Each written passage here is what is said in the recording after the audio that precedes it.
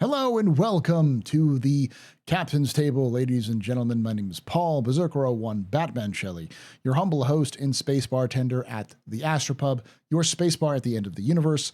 My voice is going to be a little shot today because I've been doing a lot of talking. Welcome to this is the Captain's Table. The Captain's Table is a podcast. It's on its 8th season. Where I bring people from all over the Star Citizen universe to talk about Star Citizen. From content creators, org leaders, fans, generally speaking, if people are interested in Star Citizen, I'd love to hear them. I tend to want to have somebody who, does content or runs groups or does something in Star Citizen to be able to have like that sort of, hey, this person has these other connections and other things with the game. But if you're interested to come hopping on, I always am looking for new people to come on and talk. Be it a machinima maker, a streamer, a YouTuber, a cosplayer, whatever. Star Citizen super nerd, a la Radar Ranger, those sorts of things. So, but today is a special day because it is the beginning of IAE. Technically, it began yesterday, but here it is November 23rd.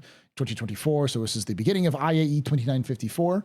And there's some new stuff that we've added. We're going to talk a little bit about that today. But before we do, let's introduce the cast we have today. So starting with Mr. Radar Ranger, who are you? What do you do in Star Citizen and where can they find you? Well, I am, as Paul said, the token Uber nerd for tonight. I am the CEO of a company called My Radar. We make a popular weather app here in the States. But the Star Citizen connection there is that way back in 2017, we did this collaboration with CIG that allowed you to browse the maps of the planets in our app. So we worked with them and worked some voodoo and some wizardry. So you actually go in and browse. I think it was just the moons or something like that originally. Or the Music Crusader. Yellow. Yeah. If you want to see, I presented at this 2017 Star Citizen CitizenCon talk.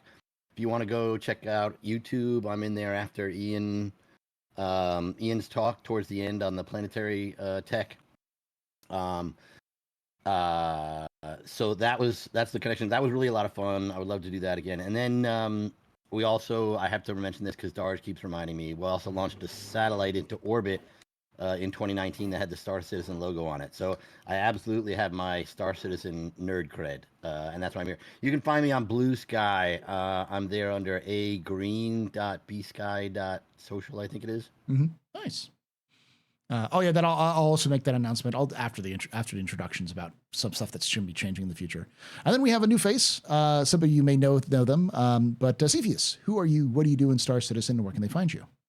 Hi, I'm Cepheus. I am a real-life airline pilot, huge Star Citizen nerd, lore aficionado that I've learned most of my stuff from AstroPub, honestly. And I'm a co-leader of a growing org of about 60 to 70 people called Northern Star. And I stream on Twitch, and you can find me at Cepheus_TV. And I'm happy to be here. It's fun fact. I think Radar, you said you started My Radar for pilots, right? Sort of. It started off as an aviation flight tracking website way back in the day in like 2008 or something. Or no, 2000. And it morphed into the weather app that it is today. But I'm a pilot as well. See, it's very cool that you're... I didn't realize you were a pilot. Just private instrument, not commercial or anything like that. But yeah, we can definitely geek out. Oh, absolutely, man. Absolutely. So you said you do commercial piloting? Yep, I'm an airline pilot at a regional. Okay, so do you have the voice down? Sometimes I do it as a meme. It's very entertaining. There is a reason why people do that. Actually, in old airplanes, if you didn't keep talking, the PA would cut you off, and you'd have to hit the button again. Oh, so they actually did that for a reason. Our airplanes don't do that. It's just a push to talk switch. Yeah. But some pilots have kept the habit, and it's just a meme at this point for us. But nice. It's very funny. I'm gonna ask the question because it's gonna come up in the chat eventually. Are you looking forward to the Genesis? Yes, incredibly. I have no idea when it's going to come, and I really hope that it doesn't. I hope it's more interesting than just my job in space. Okay. Because being a pilot has ruined flight sims for me. and I play Star Citizen mainly because I can't fly spaceships in real life. Yeah. So if it's just airliner but in real life, then that would kind of suck. If they make it more interesting somehow, I will be very grateful. You have to go back and break up the fight between NPCs that get too drunk. Oh, dude, yeah, that tase a bunch of drunken passengers. You know, it's a little manning a Polaris feels a little too real sometimes. With how crew interacts, it's very funny. All right. Well, today, like I said, we're talking about IAE. I do want to do a quick little thing before we get started. For those of you who have been watching this for a long time, we're actually going to be changing some things up. Now, from between now and the end of the year, we'll still have the Captain's Table here on the AstroPubLive YouTube channel. It'll remain up here forever. If you want to come back and watch those, I'll always leave them up there. But going forward, starting in the new year, all of the new episodes will be placed on their own dedicated channel called the Captain's Table Podcast, which is already up. And I've been uploading the old episodes from the Captain's Table's past. Like right now, I'm going back to the original season. So if you want to see a fresh-faced, much actually heavier me, which was a strange thing to say because I've lost a lot of weight since then. From 2016, full of hope and vigor I was back then. I still had brown hair, to give you context. So yeah, 2016, I'm uploading those. I'll be uploading all of the videos for between now and the end of IAE. So like all of those old videos will be put up on that YouTube for you to enjoy, and their own podcast for each seasons.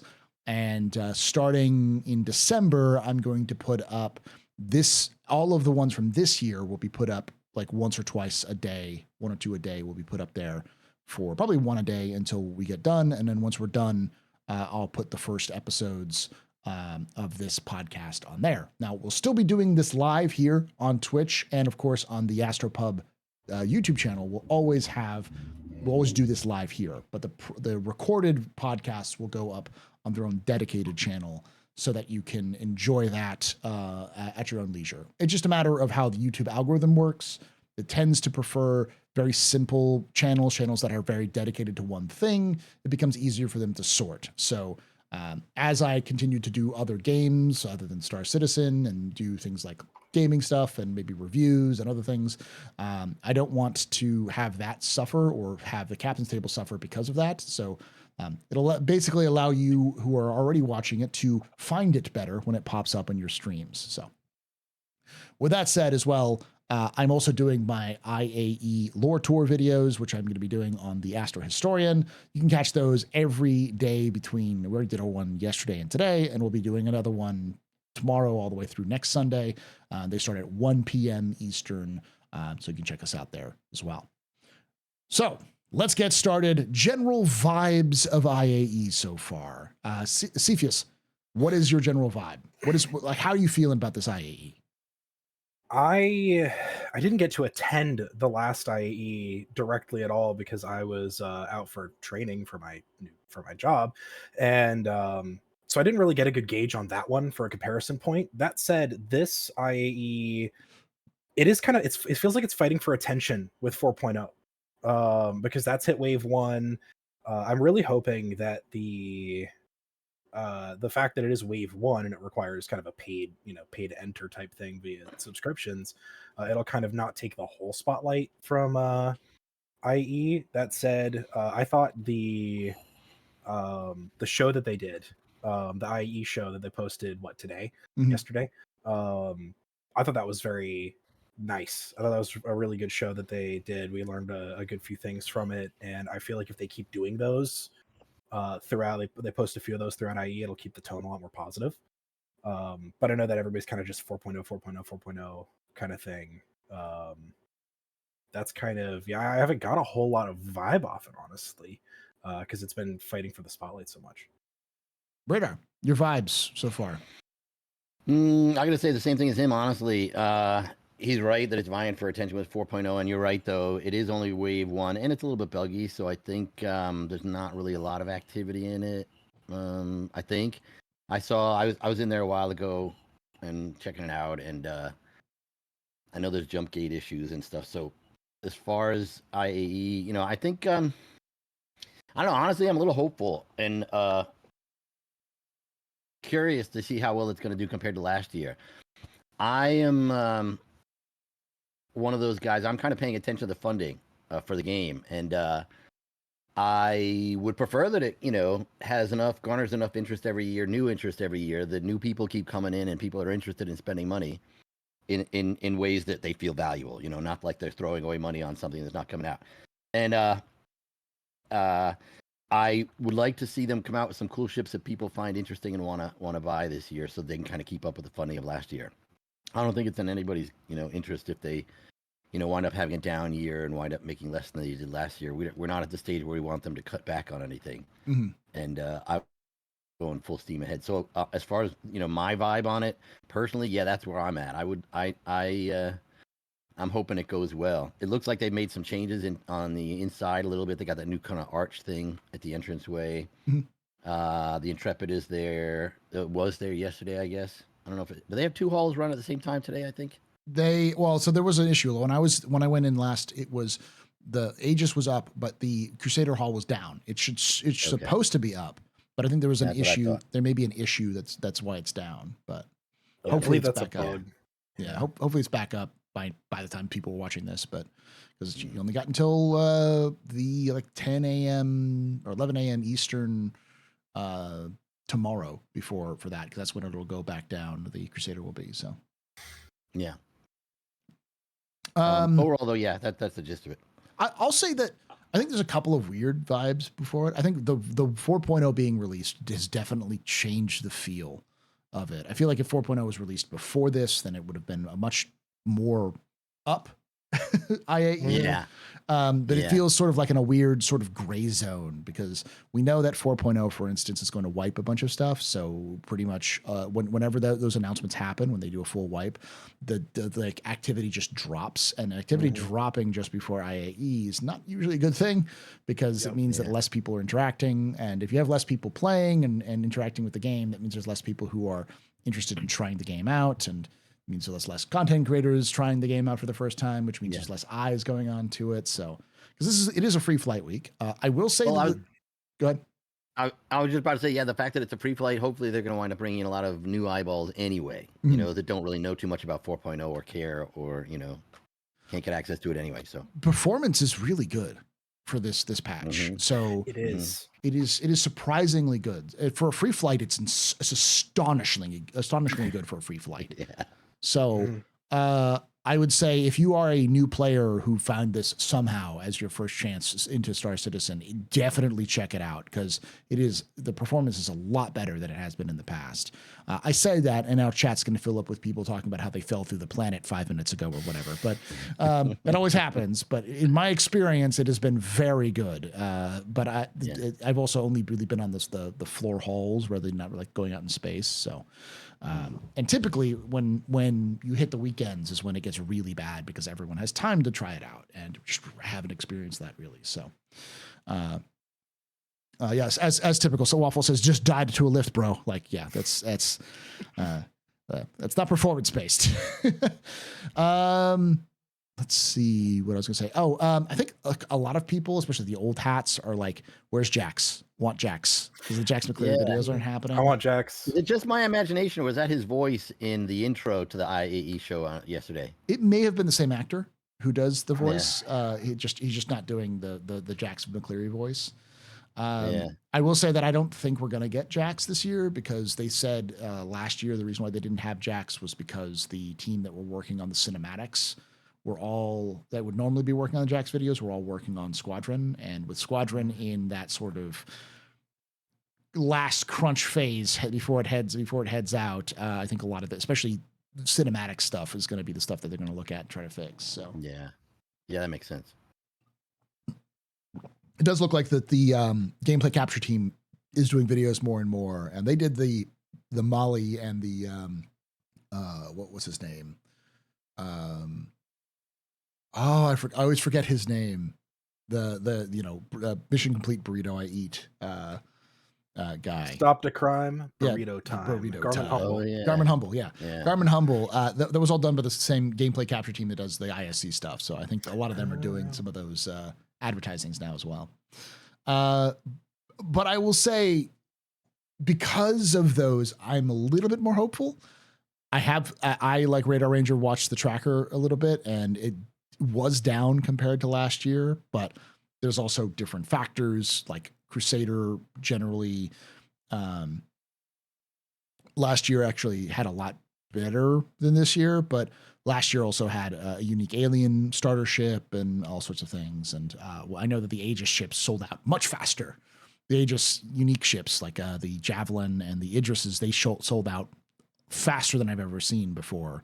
Because This year? Yeah, in the past you could hold on to them, like you could watch them tick by a couple of minutes and then they'll be gone. This year it was like 5 minutes before the sale actually opened, they were all sold out. So it's interesting you say that though, because I wonder how much the Polaris had an impact on it. You know, the Polaris, first of all, that's going to be a big item, a sale item, I think, this year. But now that people have actually gotten a chance to get into the game and have a chance to have capital gameplay, maybe that's kind of got people looking towards some of the bigger ships. So yeah, I think yeah, and we'll talk about the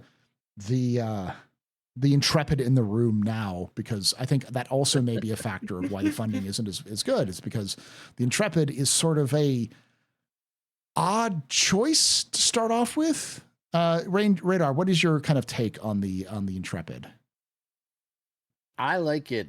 I'm really kind of surprised at all the hate it's getting. I mean, it looks like just every other Crusader ship anyway, you know, but just a smaller version of it. And I'm not really a huge fan of the Crusader ships anyway.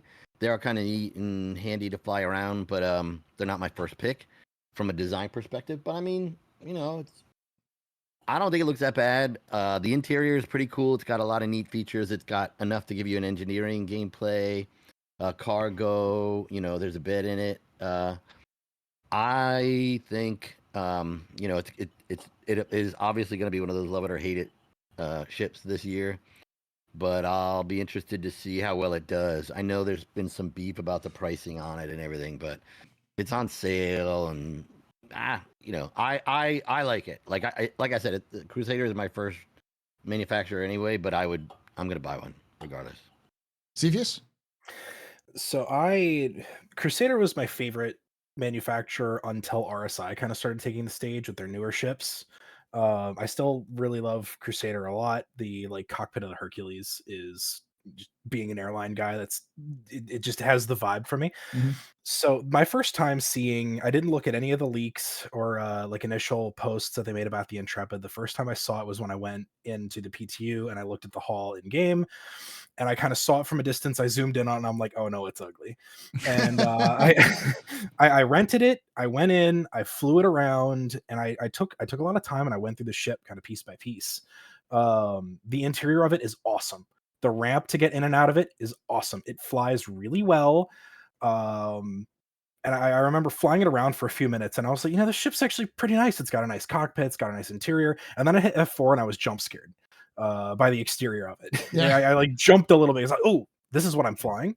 And I feel like if you can get past the low firepower, the kind of weaker than it should be shields, and you just kind of focus on the interior, it's not a bad ship. At its sale price, I could justify it to people almost. I'd rather it be cutter priced, but Avenger, it depends on. I think it's kind of where's the value of that interior going to land in the final game. Mm. Is having a big interior, an armor stand, shelves, interior storage, is that going to make the difference when people are exploring Castra and Pyro and Terra and all of that? Or is it kind of something you can do with or do without? If you could do without it, get an Avenger. Yeah, it's a starter ship, so probably yeah. You know that I think it seems like it's a good way to introduce somebody new to all of the gameplay, or you know, some of the early gameplay mechanics. And you know, like you said, if you're exploring, you do find something, you do want to have a shelf to put it on. That's where I kind of derive some of the value for it. That said, if it's going to be $80 after it goes off sale, no, buy a Nomad. Yeah, that's kind of my reaction to it. If they would stick it at $50 full price next to the cutter, I could say you've got the cutter, you've got the Intrepid, take your pick, right? It's kind of like is a little bit better of an interior versus slightly worse looks. Subjectively, of course, a lot of people really like the looks of the Intrepid, and that's fine. I don't, but I acknowledge the ship for the practicality that it holds. So yeah, I've got mixed feelings on it. If I just stay on the inside, I'm fine. But if I have to look at the outside of that thing, I'm not happy. I don't like it. Yeah, I have mixed thoughts about it because the first thing when I looked at it, I was like, I don't care about the looks. It looks fine to me, and the interior is fine. When it originally released, it was super fast, like ridiculously fast. And when it hit me that it has these sort of shielded cargo and it's super fast, my first thought was, this is a starting smuggling ship. Like that's what this is. It's a mini Mercury crossed with an Ares. Like that's what this is supposed to be. And I could see it in my head. And then when it released, it dropped down 200 meters per second in terms of speed. So it's now slower than any of the other ships it's competing with, like the E315P and the Avenger Titan. And it has weaker shields than it should have. And it's shielded. Its cargo isn't shielded. So it's like, and the price is really high. Like I thought it was going to be sold at package at like $75, and I was like, yeah, it's you know, it's an Avenger Titan with an interior, but it has these sort of other advantages. So it kind of has a little bit more, like it has a specific purpose. Like buy this for touring. So if you want to go into space and enjoy things, you have your little presentations. But also, there's a little bit of a high value, low quantity cargo you could run. And I felt like that would be a perfect niche for it to hit. It would be perfect value for its price. You could still argue against it, but there would still be somebody for it, even with its looks. But then, like, and I'm already seeing somebody in the comments saying like, "Oh, well, this is just with inflation. This is $80 is the new starter pack." It's not. But they're still selling the $45 starter packs. They're still selling $45 starter packs, and Jake Bradley, they are the one of the community managers, said straight out, this is not a $45 starter pack competitor. This is a not an advanced starter is what they said, but they said this is not a basic starter. This is something different. So do you think the more modern ship design could be a factor in why they're charging more for it? Possibly. I think the interior is really what they're charging for, the size of the interior. Yeah. Because the interior definitely screams more of this is designed for what Star Citizen is going to be in 1.0. So this is probably going to be more comfortable than most of the other ships. It'll probably have some advantage there. The problem is that I couldn't tell you what that is right now. So them selling at $80 feels like, what are you doing? Like I don't see it, If they would have, I think they're working the slider. Yeah. If they would have taken either get rid of the little like cargo covers in the cargo bay and make it like stack that 4 SCU too high, make it hold 16 SCU, or make it shielded. Both of those I think could have turned this into a viable trade ship and just make it a little faster. Yeah, because it's not going to fight anything with a single size 4. I mean, you've got double that firepower on an Avenger Titan for $5 less at its sale price. But if they had, doubled that cargo or made it shielded, I think they would have had a kind of a niche but viable ship on their hands. As it is right now, especially at $80, I can't find a reason to recommend it to anybody other than if you like RP and you want a comfortable ship. That's the only circumstance I can recommend it to somebody at full price. $65, it's easier. Yeah, and that's the thing is that I think a lot of people. I will clarify as well as what I'm saying is I'm looking at this from the perspective of a new person coming into the game to purchase the ship. Like at $60 a standalone ship, it's fine. Like that's not a bad price for what it is. That's not really the problem in my mind. That's like but that's going to be like you and us here, you and me and everyone here. This thing that's the sort of range that we're looking at, and the range we're looking at is like.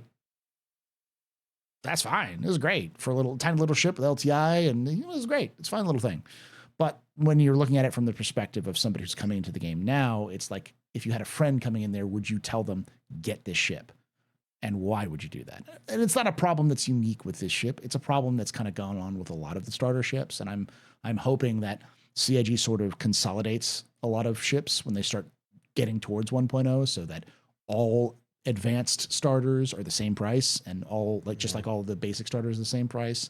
So it's less of a, oh, well, this has got more value for the cost. It's more of a, they're all $80, pick what you want kind of thing.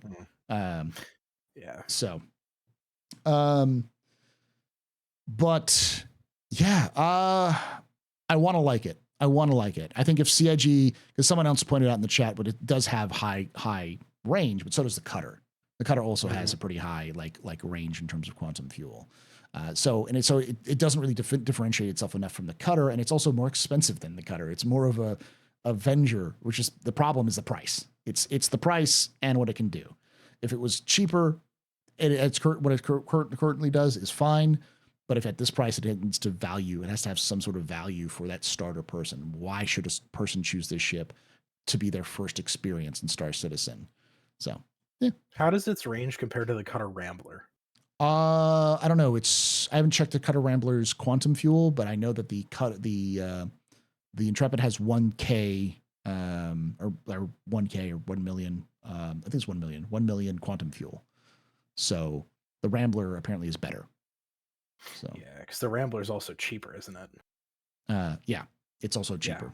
Yeah. That's hard. That's a hard sell, but and it's the Rambler also doesn't carry as much cargo, but you can twist yourself into an argument to recommend the Intrepid, just not at full price in my opinion. Yeah, good at this price. That's $63. That's a fine starter package price. Yeah, absolutely. But the cutter is also on sale as a starter package for like $50. It's like that's also a really good deal. Yeah, get that one. Yeah, get that one. It's cheaper and it's better. So it has less cargo, but you can put a vehicle in there. All right. So with that being said, let's move on to the other new thing that was added, and I'll start with you on this radar. The IAE Academy. I'm going to pull it up so we can read what the IAE Academy is. Specifically, it says the Intergalactic Aerospace Expo is all about empowering citizens to carve out their own paths across the stars. But taking the first steps can be daunting. Enter IAE Academy, a crash course in spaceflight and careers available to enterprising new pilots. Complete IAE Academy missions, earn rewards, and thrive as you venture into the wide verse. To earn rewards, players must complete any 3 tasks from the 5 tasks listed below. For information, read the Spectrum announcement. So to complete any of the 3 tasks the following: IAE 2954 in-game event shirt, white, combat career kit, Orc Mark 10 Singularity armor set, Stone Skin undersuit, P4AR Night Stalker rifle, Gemini L86 pistol. In-game rewards will be attributed to players on this 27th of November, 2nd of December, and 5th of December. So there are 5 tasks. Task 1 is to do the tutorial. Task 2 is to visit IAE. Task 3 is combat, to go out and do a combat. Open your Moby Glass, complete the Tracker Training Permit certification for Bounty Hunters Guild. For hauling, the task 4 is hauling, which is complete the Opportunity for Independent Hauler contract in your Moby Glass. And task 5 is industry. So for this task, your objective is to mine and sell ore. You can do this one of 2 ways: asteroid mining or hand mining. Hand mining involves smaller ore deposits in the planet surface inside caves. To get started, you need a multi-tools attachment and a ship to scout for deposits. So, and they link this it's on the front page, and if you have all of those done, then you will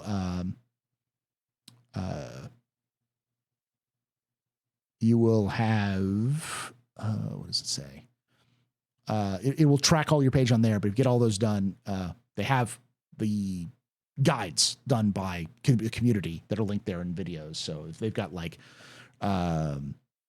Beard of Oz, they have Red Monster, they have Ferrister's hauling guide, they have Burks's combat guide, and so on and so forth. So they've got a bunch of different guides for you to kind of go around and do that as well. So with that being said, Radar Ranger, what are your thoughts on the IAE Academy?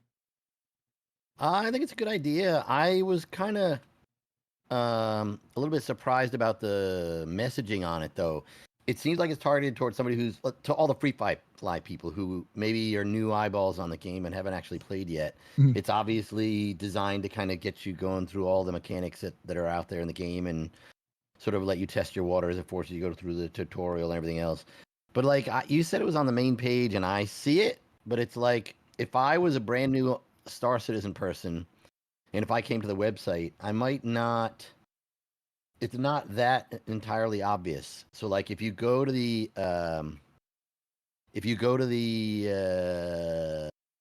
the page about the expo, Yeah. it's not on the main expo page. You have to go down to another page before you even see anything about the mission. It's definitely a cool idea.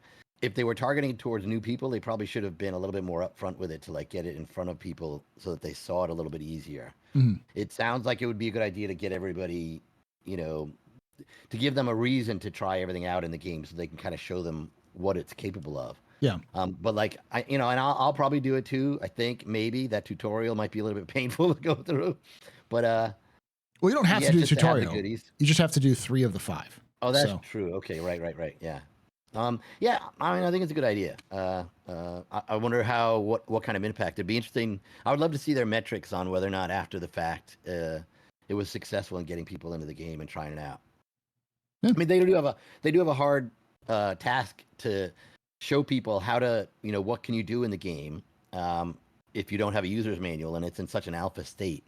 So this is one way to kind of lead people along to get them to try some of these things out and see how well it works. So yeah. Cepheus, your thoughts on the IAE Academy? I think it's a great way to try to prompt players to do the stuff, do the thing in the game. Because I'll bring people into Star Citizen and they'll boot up the game, they'll get in, we'll find each other in Orison somehow, and they're like, "All right, what now?" And I'm like, it's hard to kind of show them stuff because there's so many options, and it's hard to like, well, do you want to do salvage? Do you want to do mining? Do you want to do cargo? They're like, I don't know. And this is a way to kind of guide them through all of the kind of base game loops of the game.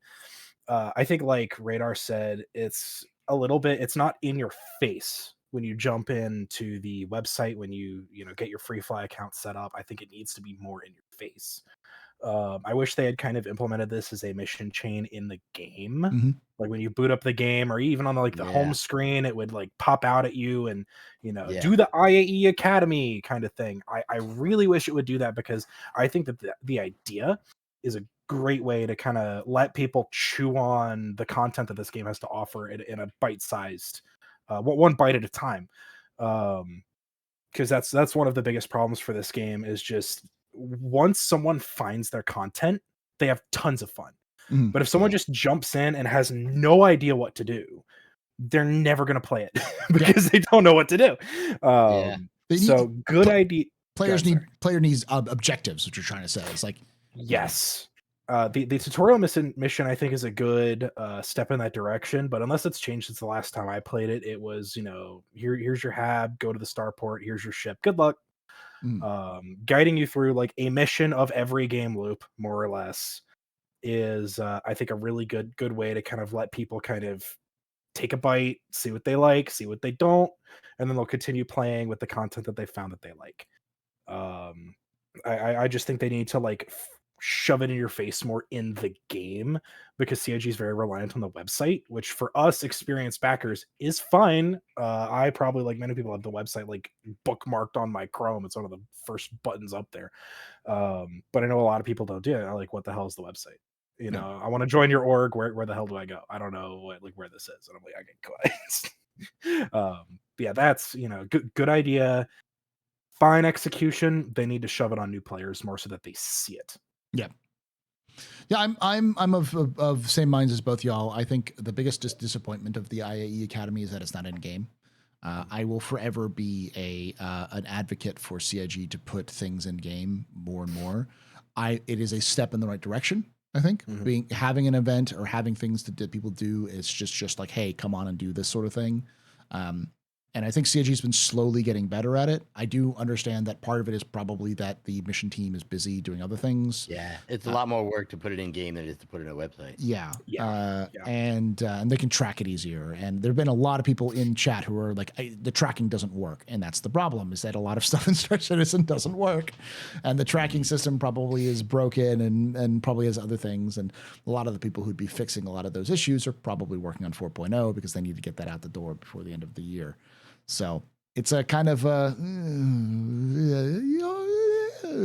kind of situation. I have a feeling they'll do it better next year when they do something like this for next year's IAE, because if we all remember the Overdrive initiative, there was a period in there where we had to send a support ticket to see if we'd done all the missions. Yeah. And now with Save Stanton, it's in game, it's in your journal. Yeah. So I think this time next year for the next IAE Academy, if they continue it, which I hope they do, maybe we'll kind of see what we're asking for here in the game. And that's kind of what I'm fingers crossed about, is that they'll do that, because it's a great idea. They just need, and like you said, it's just a matter of resources. Yeah. You know, they have other problems they need to tackle before they can really do the optimum implementation of this. Yeah. I'm glad that they're trying it, because at the very least, by them trying it, it means that we can see that shooting for this direction to get this done. I think it's a good idea. I do. I like what they're doing. But as always, more. More. The intent is there. Yeah. I understand, but more. I will never be satisfied. Let's see. I wanted to bring up one more kind of thing about IAE. Oh, yeah. Let's talk about your like manufacturer day, like to look out for. And then of course, I'll wrap it up with sort of because we talked about it a little bit this, but if someone was new to the game, what kind of ship package would you suggest? So Cepheus, I'll start with you on this one. Are there any specific manufacturer days that you were interested in, or do you think that people should look out for whatever reason? I personally am most excited for RSI Day, just because I never grabbed a Polaris, and I want one. I slept on that ship myself, because I'm a very like multi-focus player. I like some PvE combat, but I also really focus on industry and cargo and all of that stuff. I had not realized the Polaris has a crap ton of cargo space, and a Vulture can fit in that hangar. And a Prospector can fit in that hangar. The industrial uses of a Polaris are significant. And I realized that when it was like finally getting into game and we were seeing more of the like inside Star Citizens on it, and you couldn't buy it. Yeah. So I'm waiting for RSI Day, because I'm going to be kind of rearranging my fleet a little bit and grabbing a Polaris, which I'm very excited about. For what people should be looking out for, I think Anvil Day is going to have. Anvil has a very diverse lineup of ships. You can do a lot of different gameplays, and I mean between them and Aegis. But the Paladin looks like it might be interesting. Whatever that actually ends. I know we've got leaked descriptions and all that, but I try to kind of wait until CIG actually comes out and tells us, because I always like to remind people, Miscraptor. So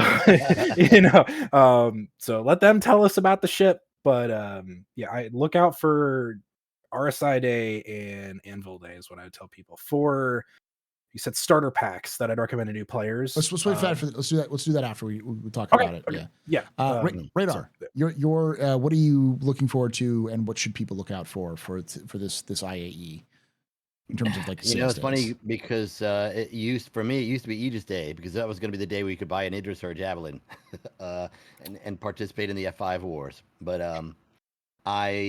I'm squared away there now, so I agree. RSI Day is going to be kind of cool because of Polaris. I think it'll be interesting to see how many it sells. What are they going for? Oh, we don't know yet, do we? The price on it.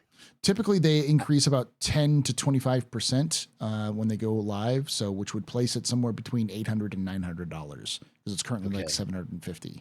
So I bought it when it came out on concept, and I don't remember if it was like $350 or $650. $650. Okay, yeah. So that'll be interesting to look. But I agree. I think I'm gonna go with CPS as well. I think Anvil? Yeah. Anvil Day for the Paladin. I'm really kind of curious to see what it is. Like you said, there's some, fuzzy images on Reddit that you can see. But I'm kind of curious to see what it is. Any new ship like that, I'm always kind of keeping my eyes out for it. I wonder if it's going to be straight flyable, or if it's going to be concept only, or what. What I really want is another big capital ship, but I don't think we're going to get one of those. I wonder if it's just going to be Redeemer but Anvil. That's possible. Yeah. That seems to be the going thought process, I think.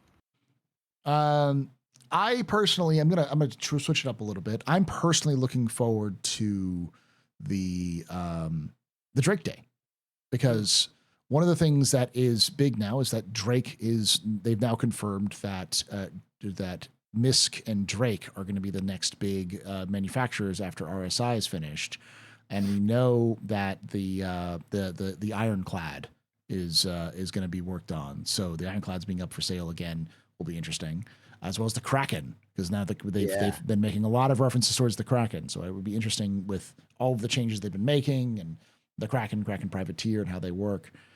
And I'll say another one to look out for is, while Anvil I think is an important one to keep your eye on because of that mystery ship that's likely going to be released.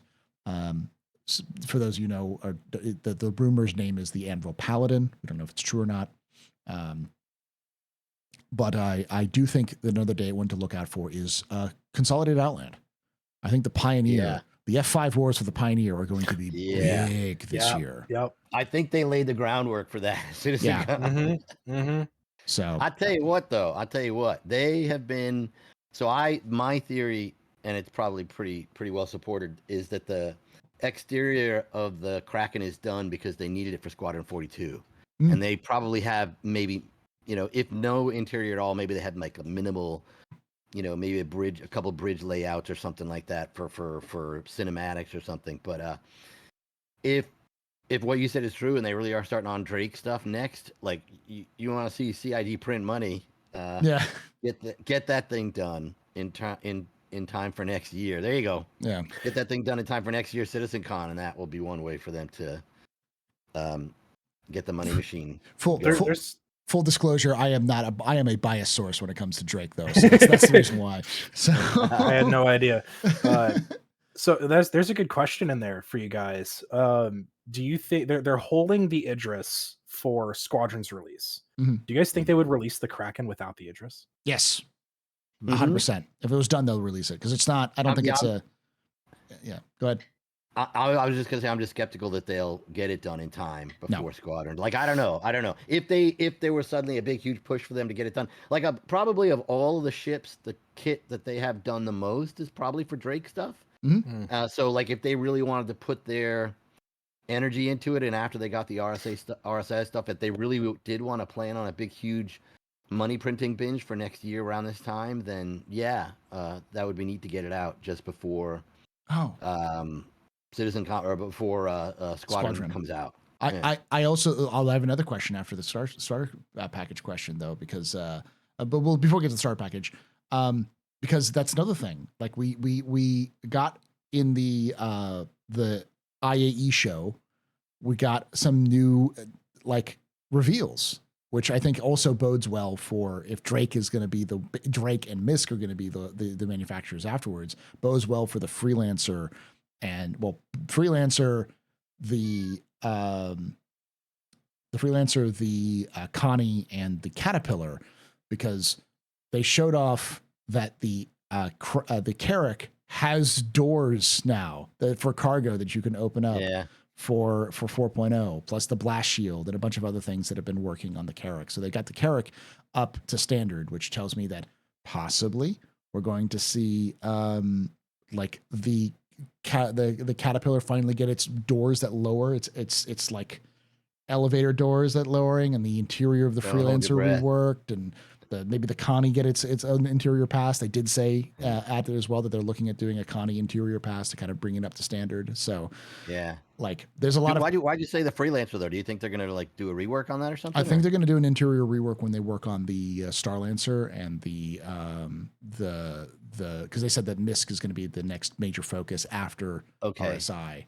Because that would definitely make sense. I'm sure there's a lot of components shared between the Starlancers and Freelancer. Yeah. But then if that's the case, I'm wondering, there was some talk about redoing the interior of the Starfarer because it was such a maze in there. Yeah. I wonder if they actually would do that.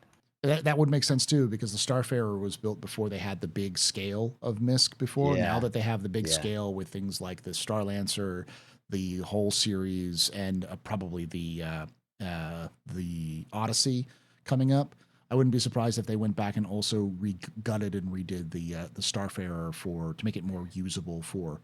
Like the exterior is fine, the interior needs to get reworked. Yeah. So that is a sign of how far this game has come, because I remember when that ship, the Starfarer, first came out in the hangar module. Ship. Yeah. Yes, and it was like the idea of being able to walk around in that thing was really cool. It was very different for video games at the time.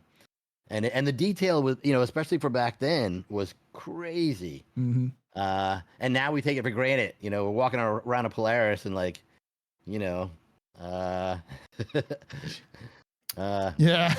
you get the gist of it. Yeah.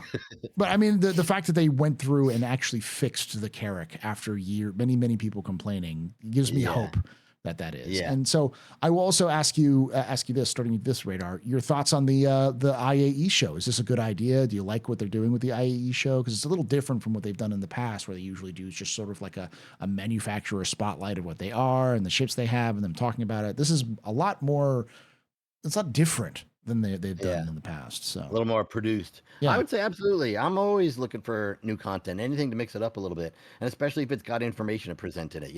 They brought back the how many questions can you answer thing. They've done that before, and that was pretty neat. We got quite a few good reveals from it.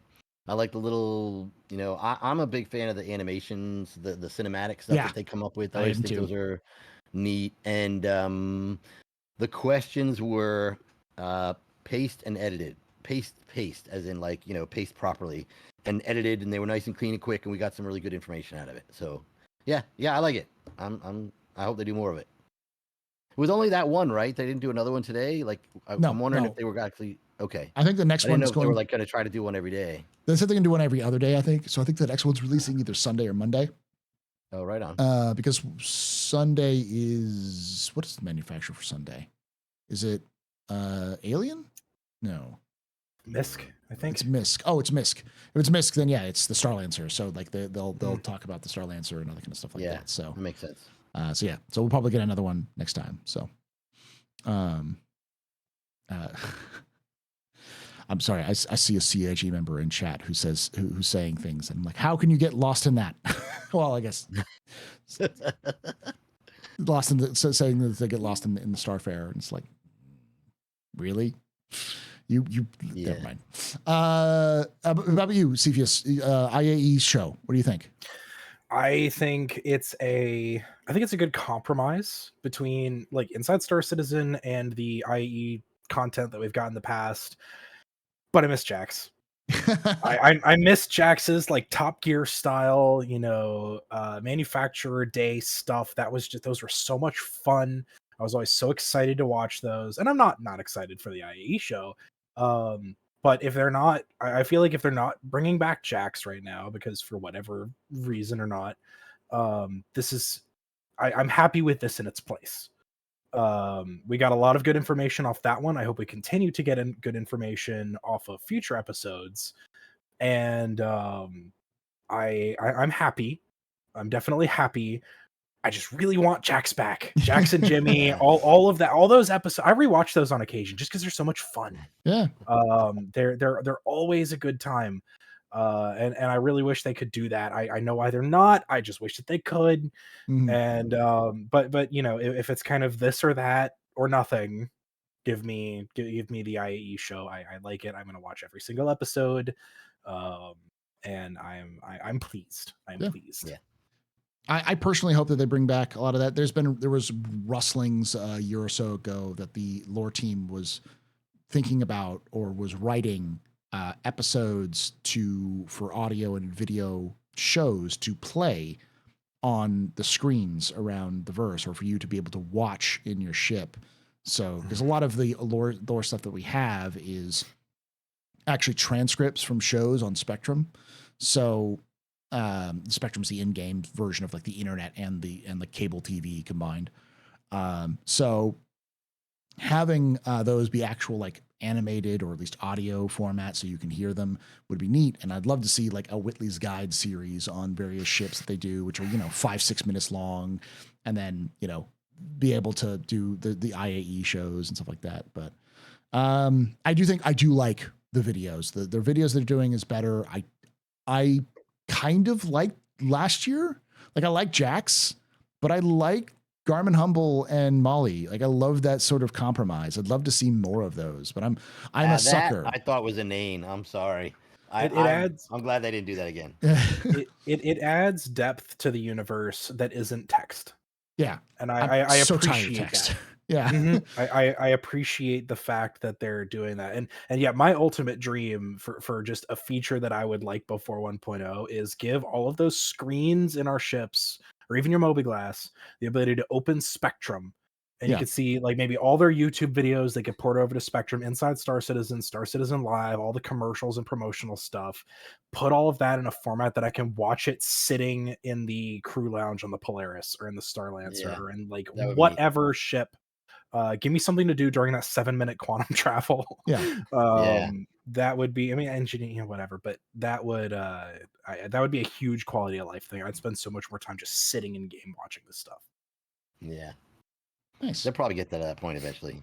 Yeah. I'm expecting it. Yeah. But I want soon. Give me soon. Yeah. I did press the developers for as much as I can from my remoteness during CitizenCon, and they definitely seem to indicate that they want to do more video and audio components to even like missions and stuff like that. They just don't have the resources yet to do so because a lot of those resources are locked up in Squadron. I'm still a little concerned about it because the question becomes, okay, so if they were locked up in Squadron, what happens when Squadron's released and then that team starts moving on to the sequel?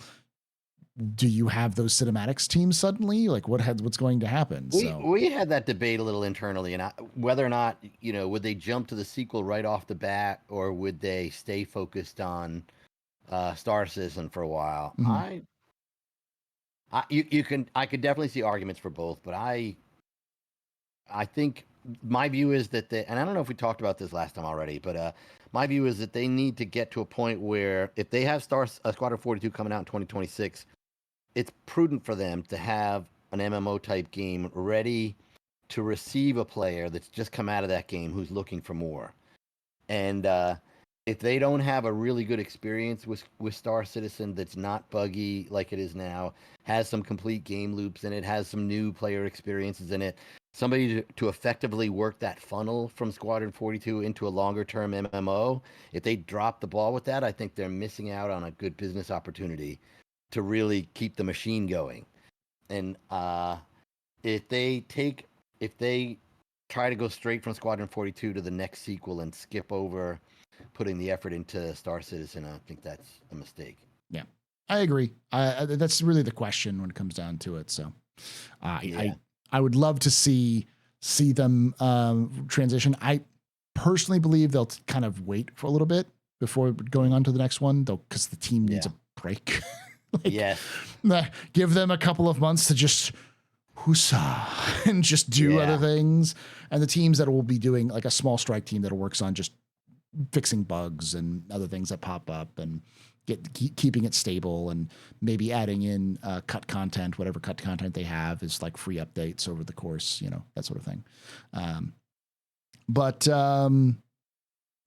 So with now that we've talked about the IAE show, which I think is good, if you haven't had a chance to look at it, make sure you check it out. I'm interested in seeing what they do because it's going to be a lot of content compared to our typical IAE. It looks like it's going to be every other day, so we're going to get it's like 10 days of IAE. We're probably going to get 5 different IAE shows, each about the same length as an ISC, which is pretty good. And with some interesting things. I love the Legionnaires. The Legionnaires commercial was great. It took me back to my youth with G.I. Joe commercials. It was perfect. That was exactly what it was hitting at. And that had disco written all over it. Oh, it was disco. He was even doing the voiceover. Like it was definitely him. Was that him? Yeah, it was him. So. Yeah. I love that whole thing. It was great. It was fun. And that's fun, and I hope they continue with that sort of little tongue in cheek here every so often because again, it adds stuff to flavor to the universe, even if it's just a joke. Absolutely. Like I could see that happening as an actual advertisement because Jax McClary is that kind of guy who would sell his likeness to a cartoon as a absolutely. So we're gonna see Legionnaire dolls inside the game. Yes. Let's talk about the like starter ship. Like if a new player were to come to you, because this is an IAE and IAEs tend to be when we get a lot of new players coming in for like trying out the free fly. If somebody came up to you and said, asked 2 questions. Number 1 said, what should I get? I want to buy Star Citizen. What should I buy? And if, primarily, and then if they said, hey, I'm looking, I have money. I don't want to buy just a basic starter ship. I want to go a little bit beyond. What should I buy? That'll get me my best bang for my buck. What would you suggest? I'll start with you, Cepheus. So of the 2 basic starters, what would you suggest people getting? And then if they were going to go beyond that to the more advanced starters, what would you suggest? Are we counting an Avenger as a basic starter? Yes, it is a not a basic starter. It's a advanced starter because it's $75 for the package. So like between Mustang and Aurora? Yeah, just between Mustang and Aurora, the $45 package. I'd probably push somebody to Aurora, but I haven't used either ship extensively personally, so I really can't probably Aurora. But if they're looking for an advanced starter, Avenger or Cutter. Okay. And I think those are the 2 probably that I would suggest for like that kind of one step up. And Avenger or Cutter just kind of based off aesthetics and which style fits you better. Do you prefer sleek or do you prefer kind of the Drake aesthetic, whatever that the opposite of sleek is. And if the Cutter counts as a basic starter, I'd count that. Okay. And for the person that's I have money, I don't care, just get me something that'll let me do kind of a little bit of everything. Again, depending on your preferred aesthetic, Cuddy Black or C1. Okay. That would be and if they really are trying to dump a lot of money, C1 to either I guess Nomad a tier below to you really open up into anything after the C1 or Cutlass. So yeah, that's my top number 1 recommendation is always the Avenger to everybody. That was my first ship, and that'd be my answer. Radar, your same thoughts. What of the 2 basic starters? What would you suggest? And if someone was asking for like a more advanced starter, what would you suggest? I'm going to go with what C Daddy said. I'm going to push him right into the Legatus pack. Legatus pack. Drop it. Open thy wallet. Is the Connie a starter pack or starter ship? I thought it was, right? It has a pack. There's a Connie pack, yeah. Yeah. So honestly, I don't know that I have a single one. It would all depend on who the person is. Like how good of a gamer are they? What kind of experience do they have? How much do I think they're going to put up with the bugs? Are they going to be playing with me? Mostly they're going to be playing solo a lot because I'm not around or something. It would all depend on kind of what I would honestly, I would read what they probably want to do in the game first before I gave them any suggestions. How about of the basic starter pack though, the $45? Which of the 2 ships would you suggest? Of the 2, which ones are they? The Aurora MR and the Cutlass or the Mustang Alpha. Yeah, I would go with the Aurora, probably because the Mustang, does it still have some kind of clipping bugs in it? I know sometimes they improved it a little bit. I actually like the Mustang. It's got a nice view on the cockpit and everything, but I just haven't used it in a while. I'm not sure how practical it is. Aurora has a bed. That was my kind of my big difference. Mustang doesn't have a bed. True. That is huge because right now in the way the mechanics work, if you need to bail for some reason, you're kind of shit out of luck. If you're in the Mustang, although what's the one that has the bed? The Beta, right? Or yes. the Gamma? Yeah, Beta has the interior. For a while. Yeah, okay. Yeah, anything with a bed, but yes, yeah, maybe the Aurora. I'd start with. All right. I would suggest personally, I'd probably say the Aurora, but I honestly think that there's not really much of a difference between the Aurora and the Mustang, in my opinion. I think the Mustang has its advantages as more of a combat ship. And the Mustang looks cooler. It looks cooler. Yeah. But they both have cargo. The bed is little, but it's also a coffin bed. Yeah. So climbing into a casket.